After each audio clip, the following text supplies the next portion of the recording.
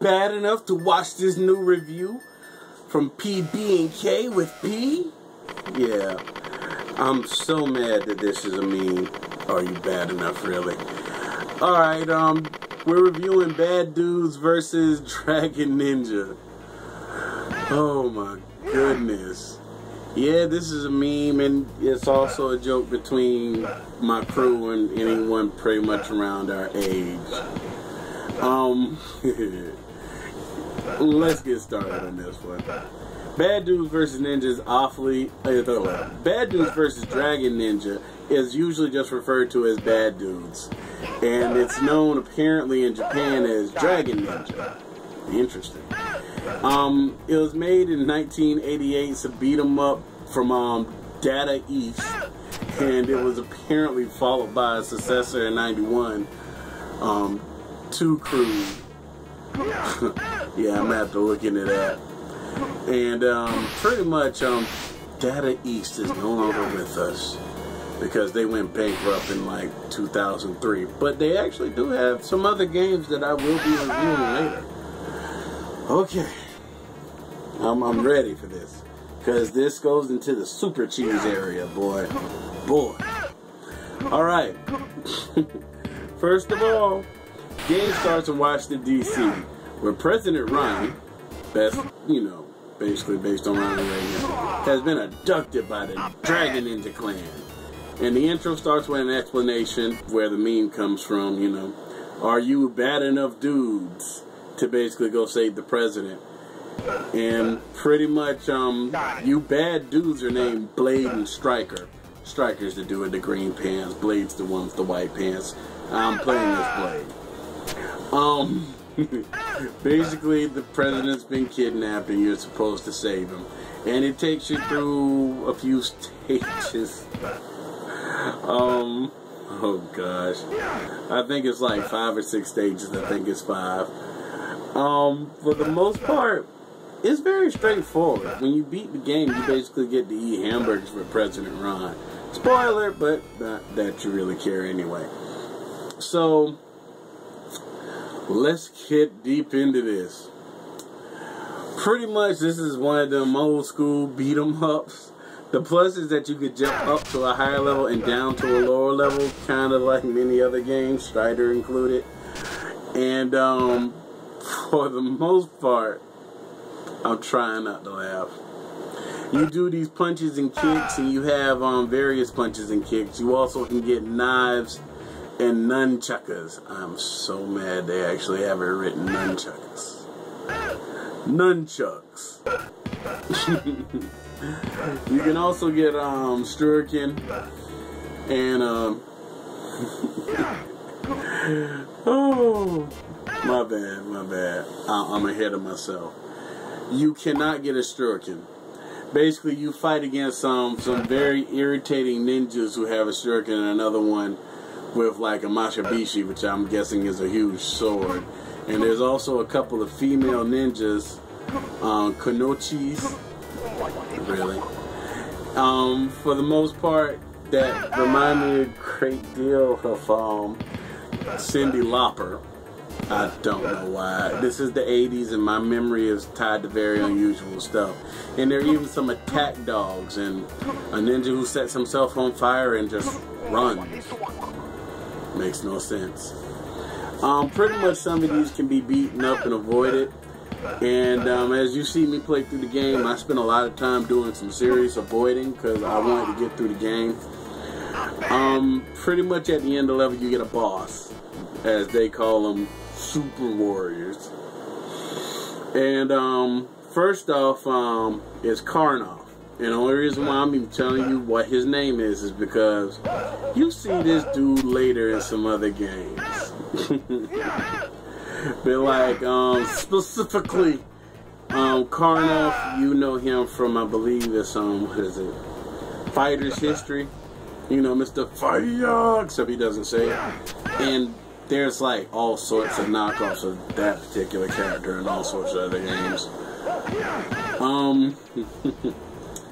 Each time you defeat a boss, you basically strike a pose and you basically let everybody know, I'm bad. But that's not the most memorable part.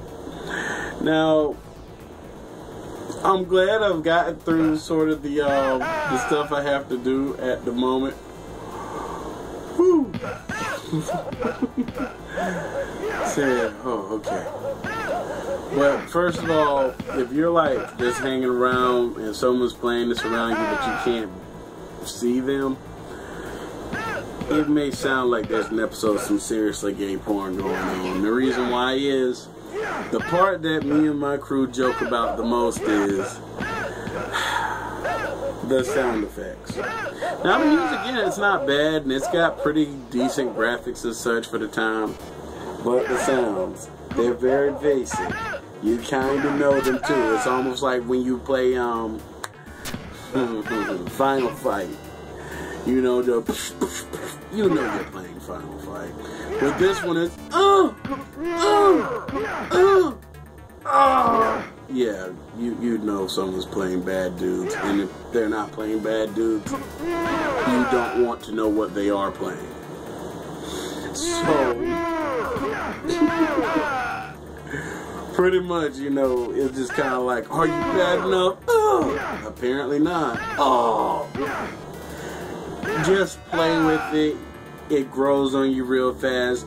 You find yourself using it in very clever situations just to make fun of other people and stuff. But yeah, sometimes this is how serious it is. Sometimes we'll just be hanging out and somebody will just randomly make the sound and all of us giggle like little kids. So it's just one of those things. For the most part, I'm kind of reading about this, and apparently it shows up a few other places. I do know that the Lost Prophets made a track entitled Shinobi vs. Dragon Ninja. Been like, which is actually a nice song. But they also have some other things on here about cultural impact that I just point blank didn't know. Like, I didn't know it appeared in Parenthood, but I don't remember that Steve Martin movie. It's from '89, what can I say? And apparently, it's funny because Steve Martin's characters wonder why the game is so difficult, and Martin gasping for air said, it's because they're bad dudes. Yeah, you know. Also, too, bad dudes though can be seen at the end of Stage 4 in Sly Spot, which I will probably also be reviewing, but hopefully not too soon. And then also RoboCop 2. It's in the game, mind you. Oh, my bad, it's in the film. Officer Duffy gets pushed by RoboCop into Bad Dudes vs. Dragon Ninja arcade cabinet built with Sly Spy built into it. So mad at it.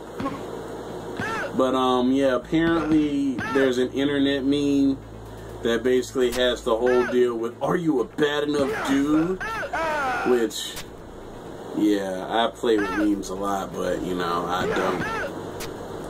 Thus far, let's just say I've found a nice way of not incorporating all those visual things into my medium yet. But don't hold me to it. I change ideas all the time.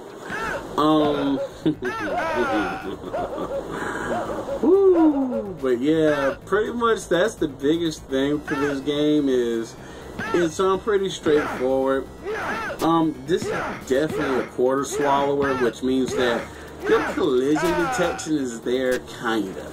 So sometimes you'll actually hit like characters and they don't connect, but you'll see plenty of whatever flaws are in the game show up pretty well. But all in all, when it was in the arcade, it was pretty good. And that was before I thought all that sound was gay. So now that I'm older, it's still a fun game, but like most of the old games from back then now, we see how cheesy and silly lots of bits and pieces of them are, and it's just a matter of time before these games get jokes. Now, don't get me wrong, it's iconic, but it ain't like X-Men where, you know, we can't really pick at X-Men no more than that was back when Wolverine was supposed to be Canadian, but he had an Australian voice. So, you know, there's all sorts of continuity issues from games way back when, but my goodness, the backstory was far more awesome than necessarily what came together, because that was the excuse to play. Kind of like Atari games are ridiculously fun to play because they're addictive. However, the storylines are very well embellished to the point that you're like, really? This is what's connected to the game? But, you know what, I'm all off topic. But, Bad Dudes. Hokey game. Fun. Very cheesy. And, of course, at the end, you get to stand with the president, you know, as he eats his cheeseburger. And also, too, you get to confirm to everybody, in case they didn't know, I'm bad.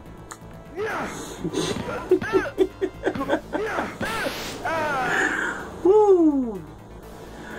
But yeah, and just as a synopsis, and the most important thing about playing this game is pretty much stage 2 and 3.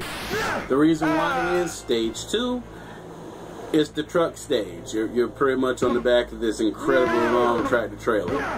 And pretty much stage 3 is the boss of stage 3. He's a ninja who multi-mans, actually, is what he does. So he turns into a bunch of ninjas, and you basically kill his shadows and then basically beat him up. Pretty much, that's really about it. The other bosses, they're interesting, but not necessarily worth going into. Karnoff was, and the big road warrior looking dude is interesting because he's actually kind of ahead of the kill. The staff guy is a staff guy, and the dude with the claw. And anyway, you have to fight all of them before you basically fight what looks like to be the template of Garuda from Street Fighter EX, who actually is the boss of the whole game. And he stands on the helicopter, which you luckily can jump up to and fight, which is actually not a bad idea considering you'll see lots of attack dogs running at the bottom. So that's pretty much the basis of the game summed up in a pretty nice bow. And thus far, let's just say, I find it interesting, but man, just to kind of play it and be from that era. And also to know that this was a quarter swallower, because this was one of the 25-cent machines. This was before the 50-cent machine. Even when the 50-cent machines got in there, you still played this for a quarter just for the kicks. It was the cheap kid game. You didn't quite have enough money to actually go enjoy the fun games that were like 50 cents and $1, so you played the cheap kid game to try and make that money for the arcade last. Oh yeah, those were the days, buddy. Those were the days. Anyway, though, I'm gonna go ahead and finish this one up. I'm gonna enjoy the 4th. You enjoy your 4th too. Definitely we'll be looking forward to getting some more of these done. Pretty much comment, subscribe, like as usual, and if you want to support, definitely go by the website Amway.com. I'm still IBO 4919392, and the pass is KEL. Well, it's not the pass, but it's the registration, so you can register for free. Definitely become a customer. Buy some stuff for me. The energy drinks are awesome, and we got them in the 8-ounce and the big boy 12, which is not as big as my hands were. And I mean, pretty much we got good multivitamins, aspirin, and whatnot as well too. And you can also buy stuff from our partner store. So come on down and check it out. You know, I'm going to end up advertising that just so I can say, come on down and check it out. Because I just like saying that. But that's aside from everything. Pretty much I'm getting more comfortable doing these, so I'll probably be far more candid in later episodes and such.